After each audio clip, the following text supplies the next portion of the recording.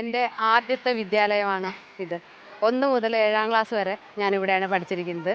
SNBTS Puthussery എന്നാണ് training സ്കൂളെന്നും പറയാറുണ്ട്. അതായത് ടീച്ചേഴ്സിന് ട്രെയിനിങ് കോഴ്സിന് ഇവിടെ വകുപ്പുണ്ട്. അങ്ങനെ 1 മുതൽ 7 വരെ എൻ്റെ സ്കൂൾ വിദ്യാഭ്യാസം ശരിക്കും ഇവിടെയാണ് ഉണ്ടായിരിക്കുന്നത്. പഠിക്കുന്ന കാലത്ത് 100% മാർക്ക് വാങ്ങിക്കുന്ന ഒരു വിദ്യാർത്ഥിനി എന്ന നിലയ്ക്ക് ടീച്ചേഴ്സിന് എന്നെ ഭയങ്കര ഇഷ്ടമായിരുന്നു. അപ്പോൾ 1ാം ക്ലാസ്സിൽ പഠിക്കുമ്പോൾ തന്നെ വളരെ രസകരമായിട്ടുള്ളൊരു കാര്യം ഉണ്ടായതെന്ന് വെച്ചാൽ തട്ടിയിട്ട് മറിച്ചിട്ട് ഒരു ഹാളിൽ നടുക്കൊരു തട്ടിയിട്ട് മറിച്ചിട്ട് 2 ക്ലാസ്സായിട്ട് അങ്ങനെയായിരുന്നു ഉണ്ടായിരുന്നത്. അപ്പോൾ ഈ ക്ലാസ്സിലിരിക്കുന്ന സമയത്ത് മറ്റേ ക്ലാസ്സിലിരിക്കുന്ന ടീച്ചർ ചോക്ക് പീസ് കാണിച്ചിട്ട് എന്നെ അങ്ങോട്ട് വിളിക്കും.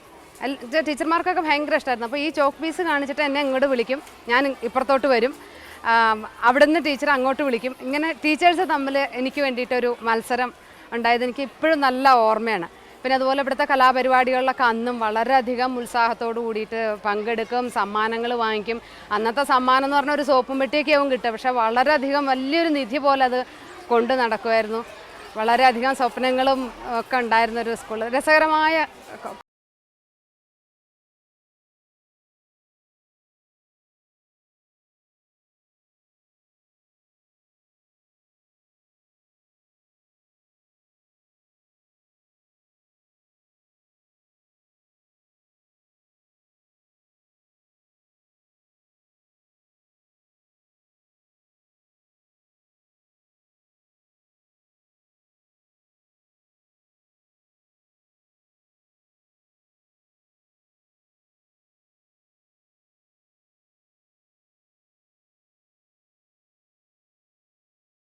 കളിക്കൂട്ടുകാരിയാണ്.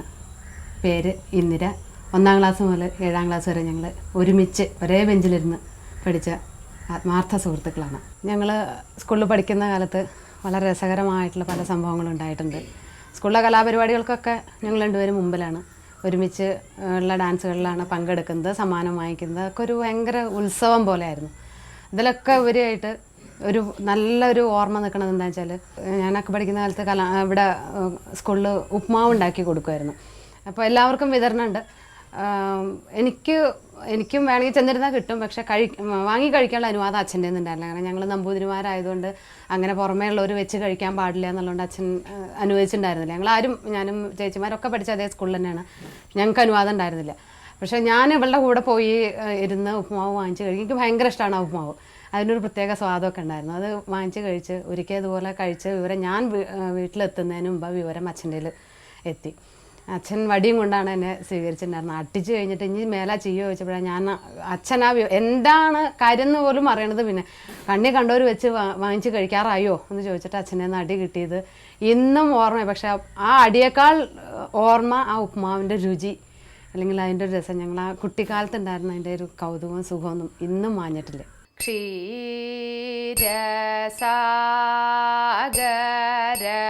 ഫേന ചന്ദന ഹാരജാല പയോധരാം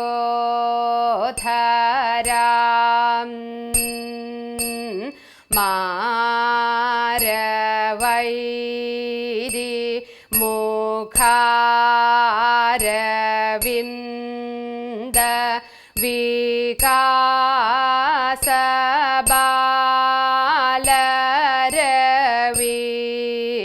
പ്രഭാം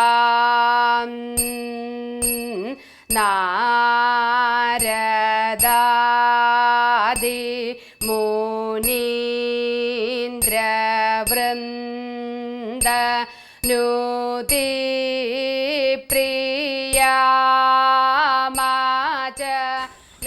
ഇത് ഞാൻ ജനിച്ചു വളർന്ന വീടാണ്. ഇപ്പോൾ ഇതിനകത്ത് ആരും താമസമില്ല. അച്ഛനും അമ്മയും ലോകത്തോട് തന്നെ വിട പറഞ്ഞു പോയി. ഇപ്പോൾ ശരിക്കും ഈ വീട് അടച്ചിട്ടിരിക്കുകയാണ്. അനിയൻ ഒരാളുടെ ഇവിടെ അടുത്ത് തന്നെ വീട് വെച്ച് കുടുംബസമേതം ഇവിടെ താമസിക്കുകയാണ്. ഈ ചുറ്റുപാടാണ് എൻ്റെ ബാല്യകാല ഒരുപാട് സ്മരണകളുള്ളൊരു സ്ഥലമാണിത്.